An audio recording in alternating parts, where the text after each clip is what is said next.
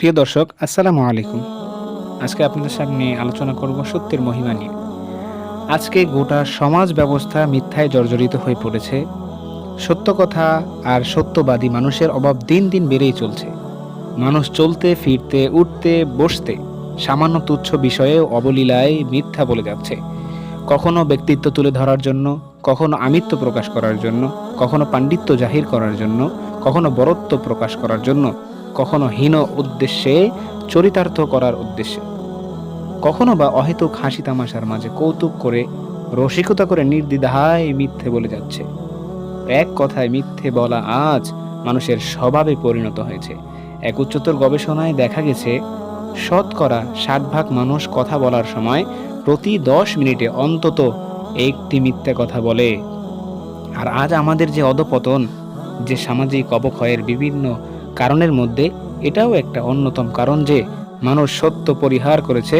অথচ এক জামানা এমনও ছিল যখন মুসলমান তো দূরের কথা, কাফের মুশরিকগণ মিথ্যে বলাটা তাদের ব্যক্তিত্ব ও আত্মমর্যাদাবোধের খেলাফ মনে করত। রোম সম্রাটের দরবারে আবু সুফিয়ানের সত্যবাদিতা। রাসূল সাল্লাল্লাহু আলাইহি সাল্লাম যখন রোম সম্রাটের নিকট ইসলামের দাওয়াত দিয়ে পত্র পাঠালেন, তখন সম্রাট পত্র পাঠ করে সভাসদবর্গ যারা উপস্থিত ছিল তাদেরকে ডেকে বলল, বর্তমানে যদি আমাদের দেশে এমন কোনো লোক থাকে যে তার মানে মুহাম্মদ সাল্লাল্লাহু আলাইহি সাল্লাম সম্পর্কে জানে, তাহলে তাকে আমার কাছে নিয়ে এসো। আমি তার কাছে থেকে বিস্তারিত জেনে নেব। ঘটনাক্রমে আবু সুফিয়ান রাদিয়াল্লাহু তাআলা আনহু, যিনি তখনও মুসলমান হননি, ব্যবসার উদ্দেশ্যে কাফেলা নিয়ে সেখানে অবস্থান করেছিলেন। লোকেরা তাকে বাদশাহর নিকট নিয়ে এলো। আবু সুফিয়ান দরবারে পৌঁছলে সম্রাটও তার মধ্যে নিম্নরূপ সওয়াল জবাব হয়। সম্রাট প্রশ্ন করছে, আচ্ছা বলো তো, নবুয়তের দাবিদার লোকটির বংশমর্যাদা কেমন? আবু সুফিয়ান বলছিল, বাদশাহ নামদার, তার খানদান তো বড় উঁচু খানদান, সমগ্র আরবের মধ্যে শ্রেষ্ঠ বংশে তার জন্ম। সম্রাট বললেন, ঠিকই, যিনি আল্লাহর নবী হন তিনি উঁচু খানদানেই জন্মলাভ করেন। সম্রাট আবার প্রশ্ন করলেন, তার পূর্বপুরুষদের মধ্যে কেউ কখনো রাজা বাদশাহ ছিল? আবু সুফিয়ান উত্তরে বললেন, না। সম্রাট প্রশ্ন করল, নবুয়তের দাবি করার পূর্বে তিনি কখনো মিথ্যে বলেছেন বলে তোমাদের জানা আছে কি? আবু সুফিয়ান উত্তর দিল, না। সম্রাট আবার প্রশ্ন করল, আচ্ছা বলো তো, তার অনুসারীগণ সাধারণ মানুষ না বড় বড় সর্দার ও নেতৃস্থানীয়? আবু সুফিয়ান উত্তর দিল, তার অনুসারীদের বেশিরভাগই নিম্ন শ্রেণীর সাধারণ মানুষ। সম্রাট বললেন, হ্যাঁ, নবীর অনুসারীগণ শুরুতে এরকমই দুর্বল ও সাধারণ শ্রেণীর মানুষ হয়ে থাকে।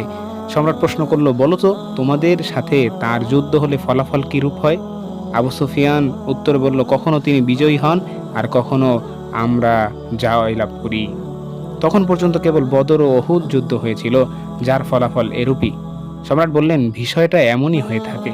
আবু সুফিয়ান রাদিয়াল্লাহু তাআলা আনহু মুসলমান হওয়ার পর বলতেন যে, সে সময় আমি কাফের ছিলাম। আমার খেয়াল ছিল সুযোগ বুঝে এমন কথা বলে দেব যা রাসূল সাল্লাল্লাহু আলাইহি ওয়াসাল্লামের বিরুদ্ধে একটা প্রতিক্রিয়া সৃষ্টি করবে। কিন্তু সম্রাট এমন সব প্রশ্ন করলেন যার মাঝে তেমন কোনো সুযোগই হচ্ছিল না। তিনি যা জিজ্ঞেস করতেন আমাকে তার জবাব দিতে হতো, আর আমি মিথ্যা বলতে পারতাম না। সুতরাং যা বলতাম তা রাসূল সাল্লাল্লাহু আলাইহি ওয়াসাল্লামের পক্ষেই চলে যেত।